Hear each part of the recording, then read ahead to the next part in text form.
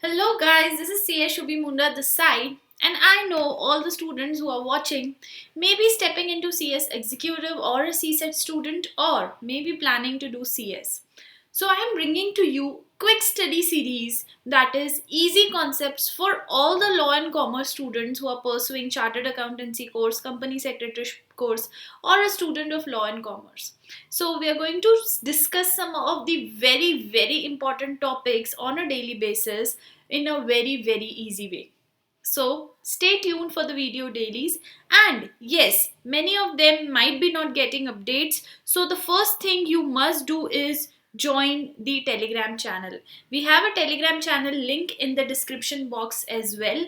The first thing you need to do is join our Telegram channel for getting daily updates on the latest videos by various Unacademy educators at this channel.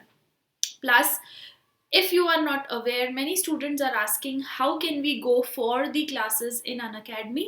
So you can always take the subscription. You can always go for Plus and Iconic subscription. So for now, Plus subscriptions are open, and what benefit will you get? You will get lots of live classes, weekly test, structured courses, unlimited access. Yes, it's not like any other pen drive where you'll get a pen drive and unlimited views. You have unlimited views of the platform, unlimited views on the app. So, as good as you operate Instagram or Facebook, the same app we provide you, that is an Academy learning app. And yes, we'll be happy if you get addicted to it, same as Insta and Facebook. So yes, we are going to give you personal guidance, personal mentorship, study materials, notes, planners, free test series. So all this you will get only if you go for subscription. And for going for subscription, here I have mentioned about executive, but you can also go for CS executive subscription or CSET subscription, and also you can go for CSET plus CS executive together. I would suggest students who are watching, maybe you are in 12th or maybe you are approaching for CSET, go for CS, CSET and executive, because once you take the admission, once your exams are over for CSET on May, right forward you can start with the video और recordings which you can watch for executive as well. So आपके executive की पढ़ाई right away start हो जाएगी. You don't have to wait for another admissions. So definitely आपको executive के भी videos दिखते रहेंगे. So what I feel is कि एडमिशन लेने के बाद एग्जीक्यूटिव एंड रिजल्ट के वेट करने के बाद जो सी सेट का एग्जाम हो जाता है और जब सी एस एग्जीक्यूटिव का हमारा एडमिशन शुरू होता है, उससे बीच का जो टाइम होता है जब आप रिजल्ट का वेट करते हो, that is most crucial period where you must understand the index concepts, what are you actually going to study and the planning. तो ये जो प्लानिंग है हमको बहुत अच्छे से बनाना है. उसके लिए it would be better if you go for C set plus executive.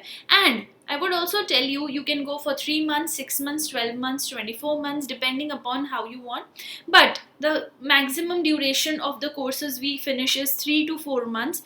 So I would suggest that go for 6 months or 12 months subscription, so that if you're planning for both module in June, December, you can take likewise. And yes, we have an offer for you. So if you use my code CSHUBHI, that is CSHUBHI, you will definitely get maximum discount available. Maximum. If you have been tracking with us, we have given 22%, 20%, even we have given lots of credits back. So all this offers comes up, so you can just use my code to check whatever the discount is available, and you will be getting maximum discount.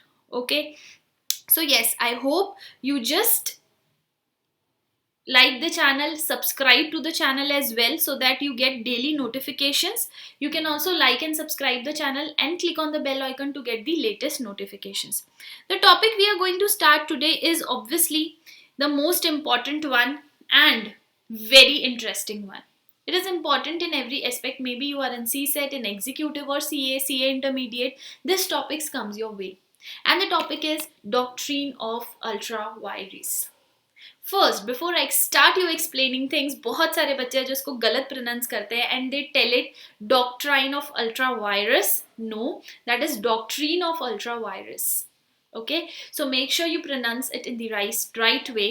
चलो, ये topic शुरू करने से पहले मैं आपको एक छोटी सी चीज़ याद दिला देती हूँ. आपके साथ बहुत बार ऐसा होता है कि आप क्लास में बैठे हो, कॉमर्स की क्लास में बैठे हो, लॉ की क्लास में बैठे हो, और आपकी टीचर आपको बोल रहे हो, if the act is ultra virus it is invalid. अगर वो अल्ट्रा वायरस एक्ट है तो इट इज इनवैलिड. यस, ये आपने सुना है, बट इसका मतलब क्या होता है, what is the exact meaning? Even जब आप लॉ लैंग्वेज में पढ़ते हो तो आप थोड़ा सा कंफ्यूज हो जाते हो, राइट? सो डोंट वरी, हम यहाँ पे बहुत ही बेसिक से, स्क्रैच से, जीरो से पढ़ेंगे. और आई वुड से जिनको आता है ना वो -1 में है, बट जिनको कुछ नहीं आता वो 0 में है, तो वो प्रॉफिटेबल है. So please understand what is doctrine of ultra virus. Doctrine मतलब होता है थ्योरी, किसी भी चीज की थ्योरी, किसी भी चीज का सिद्धांत.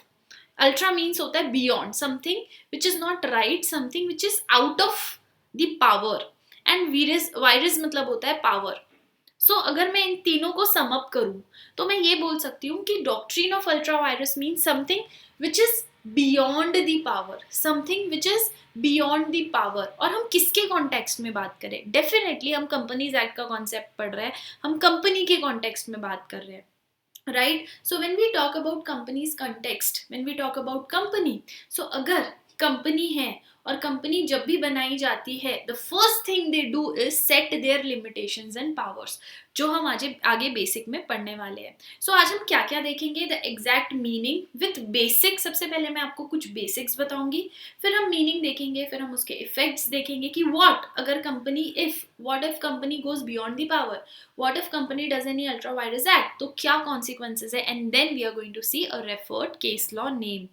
Now let us understand the basic first. सबसे पहले तो मैं आपको बता दूं, जो बहुत ही न्यू है, जो कुछ नहीं जानते इस टॉपिक के बारे में, कि जब भी हम कंपनी को इनकॉर्पोरेट करते हैं, इन सिंपल वर्ड्स, जब भी company is born, when the company takes birth, the first thing the person does, the first thing the directors does, the promoters does, is making memorandum of association and articles of association.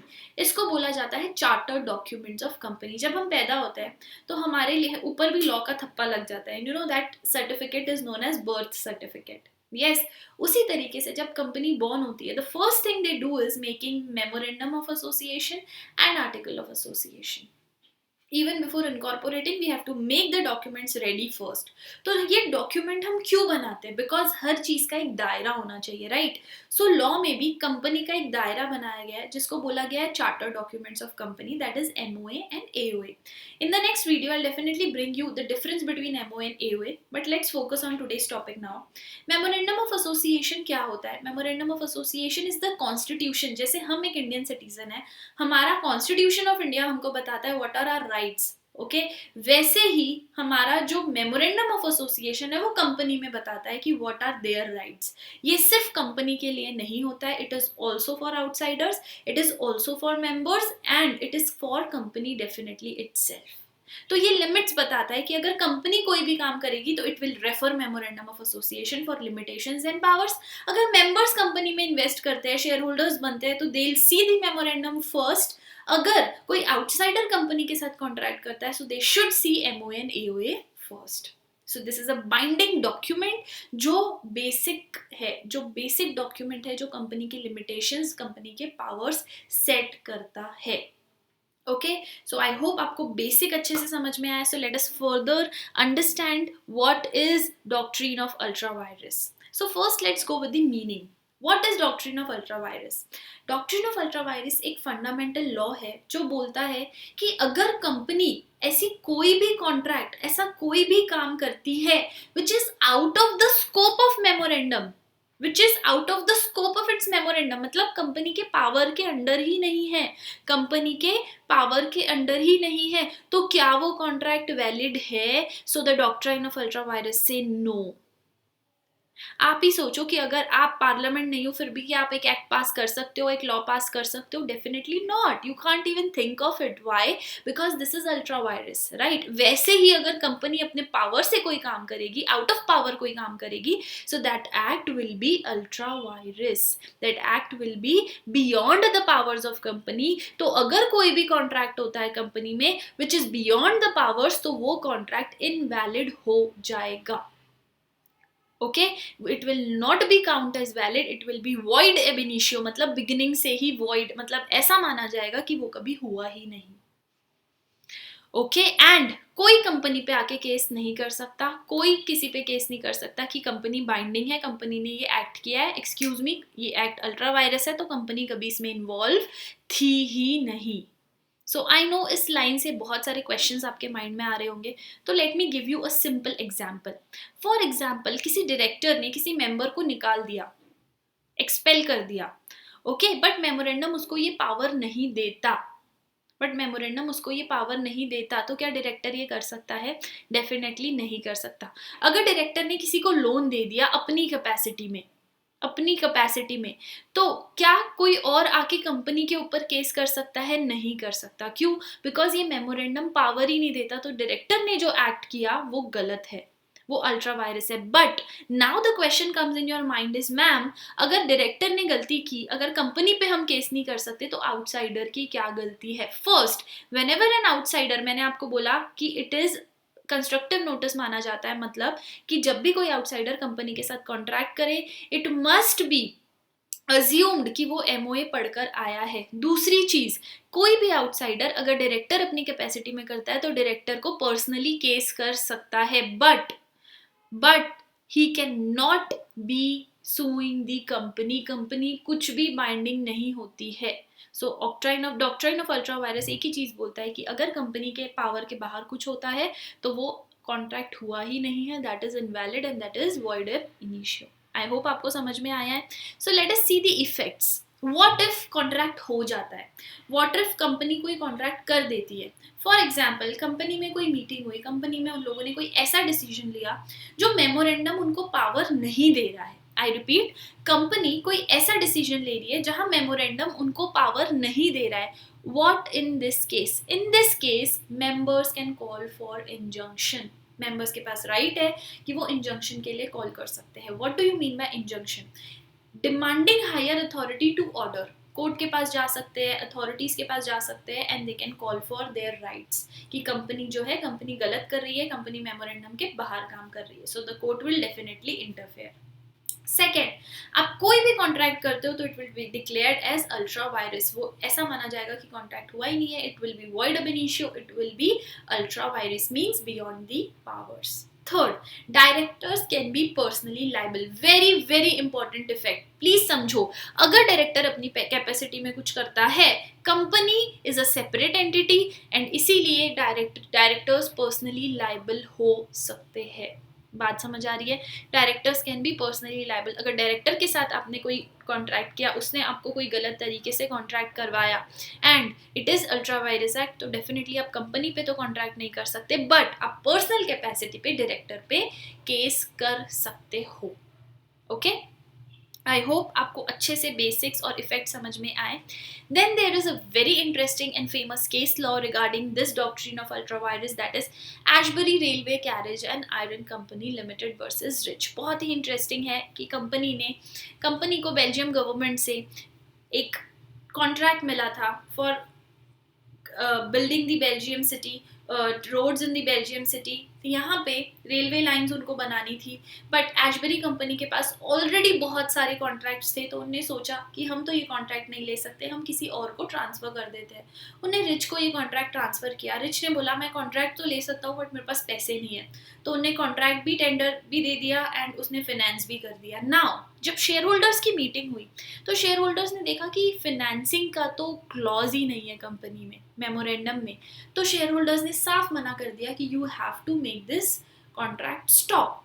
Company के जो directors है वो गए rich के पास, उन्होंने बोले we are really sorry but this is out of our powers, this is ultra vires, तो आप हमको हमारा लोन वापस दे दो. Riche said I am sorry, ये आपकी गलती है, आप कुछ भी करो, आप रेजोल्यूशन पास करो, आप अपना मेमोरेंडम ऑल्टर करो, but I am not going to give my loan back. Ashbury sued Rich. Now what do you think what happened? Who will win the case? Definitely ये एक्ट जो था ये ultra vires था, तो court ने बोला कि कंपनी इज नॉट लाइबल. लेकिन अगर आपको डायरेक्टर के ऊपर, एमडी के ऊपर पर्सनल कैपेसिटी पे केस करना है, so you can go ahead. Okay, so ये मैंने आपको थोड़ा क्रक्स में बताया है, लेकिन definitely in the next video मैं एक सेपरेट प्रॉपर वीडियो बनाऊंगी for the case law itself. And case laws are very important to mention, it give you extra 1 marks, trust me. So I hope आपको पूरा का पूरा basic of doctrine of ultra vires समझ में आया है. Guys, this case is very important, this concept is very important because ये company law में, SBEC में, और if you are a law student, intermediate student, तो कंपनी लॉ में ये आपके कॉन्सेप्ट्स है. These are very common topics in every subject. So do understand from the very basic. I hope you like the video. Please stay tuned for the detailed case law analysis, and definitely like and subscribe to the channel, to the YouTube channel, for getting daily updates, and join our Telegram channel as well. Thank you so much. Stay tuned for the next video. Bye guys. Bye bye.